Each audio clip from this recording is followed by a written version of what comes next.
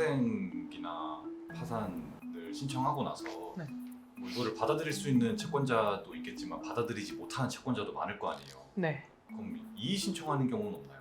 있어요. 어떤 경우들이 그렇죠? 절차적인 이의들도 좀 하고요. 그리고 채무자를 비난하는 이의도 하고, 그렇게 뭔가 실질적으로 어떤 채무자의 태도나 또는 채무자의 어떤 소득이 틀렸다든지 뭐 이런 여러 가지 그런 이의들을 하는데, 일단 좀 실무상 절차적인 이의가 뭐가 있냐면 채권자의 명의를 변경하는 거나 건 금액을 수정하는 거나 이런 것들이에요. 명의 변경은 왜 일어나냐면은 이게 부실 채권이 되는 순간 이 채권자가 채권을 많이 팔거든요. 그러면은 채권자가 변경이 되기 때문에 이제 양수한 채권자가 다시 들어오는 경우들, 그런 경우에는 이제 저희가 채권자 목록과 변제 계획안을 수정해서 제출하면 되기 때문에 이거는 이제 별 문제가 아니고, 금액 같은 경우는 왜 변경이 되냐면 사건 접수 시점에 발급했을 때의 부채증명서랑 그때 이제 금액이랑 시간이 지나서 개시 당시에 금액과 일치하지 않는 경우들이 있거든요. 누적되니까. 그래서 그런 경우에는 이제 우선 변제 채권이 있는 경우, 그러니까 우리가 국세나 이런 이제 세금 같은 경우에는 접수 시점 이후에도 계속 이 사람이 미납을 하고 있잖아요. 그러니까 이자가 늘어나고 이런 게 아니라 이 사람이 내야 될 세금이 그 뒤에도 계속 발생하고 있는 경우들이 많아서 그게 이제 추가되기도 하거든요. 근데 이제 이런 경우에는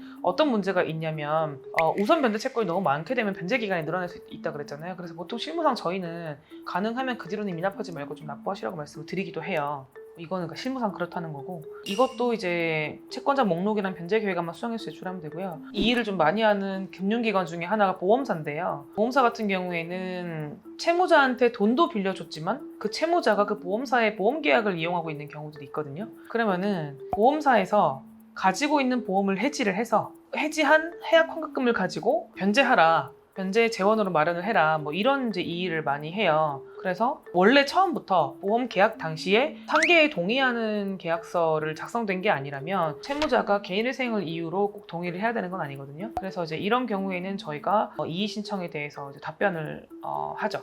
상대권 주장에 대한 이의 신청서라고 해서 저희가 이제 그런 이의가 들어올 때 쓰는 이제 그 양식이 있거든요. 그렇게 해서 제출하면은 이제 넘어가죠. 보험사도 어쨌든 매뉴얼대로 이렇게 한번 찔러보는 거고, 맞아요. 변호사님도 그런 매뉴얼대로 받아치는 거고. 그러니까 이거죠. 너가 계약을 해지해. 왜냐면 해지는 내가 하는 거잖아요. 계약자가 하는 거니까 너가 해지하고 그 돈으로 갚아 이런 건데, 회생하면서 꼭 그래야 되는 건 아니기 때문에. 근데 그런 이의가 들으면 해야 될 것 같잖아요. 안 해도 되거든요. 그래서 우리는 이제 안 한다 이렇게 이제 보정을 하는 거죠. 뭐 그런 거 몰라서 하겠다고 하는 사람들도 있고. 그런 부분도 있겠죠. 그리고 대출금이 최근에 많으신 경우는 법원에서도 꼼꼼하게 보지만 채권자들도 이의를 많이 해요. 예를 들면은 이제 이런 취지요. 제가 문구를 좀 읽어드리면, 채무자는 대출거래 계약을 체결한 후 대출금을 수령받으니 이자를 단 1회밖에 납부하지 않고 기인회생을 신청하였습니다. 이는 채권자와의 신뢰에 반하는 행동이며 선량한 채권자의 재산을 가로채는 반사회적인 행동이라고 할 것입니다. 따라서 채권자 보호와 채무자의 금융채무에 대한 도덕적 해이 예방 및 개인회생 제도의 건강한 확립을 위하여 채무자에 대한 개인회생 개시 결정이 인정되어서는 안 된다. 결국 기각해달라는 취지예요. 그래서 이제 이런 경우에는 일부러 그런 건 아니다 라고 이제 내면 되죠.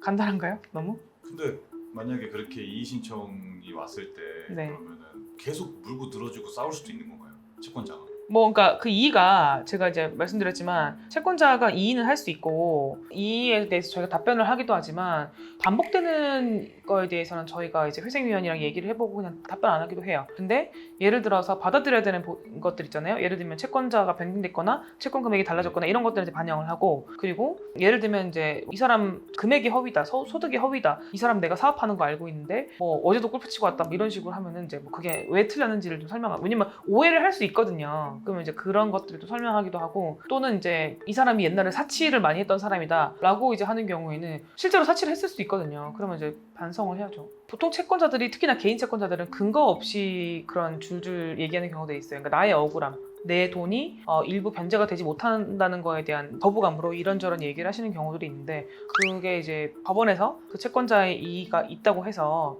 개인회생을 꼭 기각해야 되는 건 아니기 때문에 말 그대로 좀 절차적인 의미밖에 없죠. 하지만 반대로 저희가 채권자 쪽에서 이의를 해가지고 결국에는 그 개인회생이 기각된 케이스가 있긴 했거든요. 저희는 기본적으로는 이제 채권자 대리를 하진 않는데 저희가 형사고소를 하는 케이스가 있어가지고 그 케이스에서는 상대방이 개인회생 신청을 해버려서 그게 통과가 되면 안 되잖아요. 그때 저희가 적극적으로 해서 결국 그 시간에 통과가 안 된 적은 있었어요. 근데 이제 그거는 이제 그럴 만한 했던 거예요. 저희가 당연히 열심히 했는데 그 안 될 만한 걸 되겠다기보다는 그럴 만한 사유가 있어서 그거를 저희가 잘 소명을 해서 법원에서도 이제 너 이거 다시 얘기해봐 했는데 얘기를 못 한 거죠. 그래서 기각됐었어요.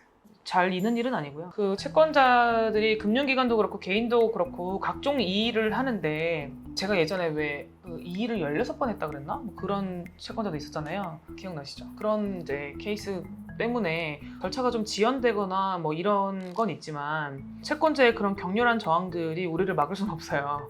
그래서 뭐 통과되는 데는 문제가 없고 그럴수록 더욱더 이제 성실하고 법원을 잘 설득할 수 있는 사무실을 찾는 게 중요한 것 같고 그래서 이의는 있을 수 있는 일이다. 그러니까 너무 뭐 걱정하시거나 그럴 일은 아니다. 다만 이제 개인 채권자가 좀 많으신 분들은 이의가 많이 들어올 수 있으니까 그거는 좀 염두에 두시고 신청을 하시면 좋을 것 같다라고 정리하시면 될 것 같습니다. 이상입니다.